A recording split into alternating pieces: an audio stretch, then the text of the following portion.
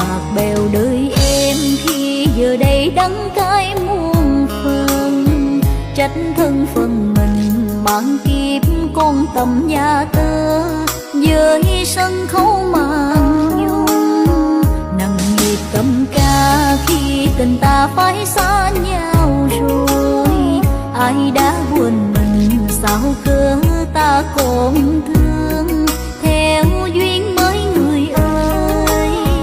Chiều nhìn xa xa em thầm mong bóng anh quay về, tiếng ca ân tình em mãi không hề nhạt phai khi anh đã đổi thay.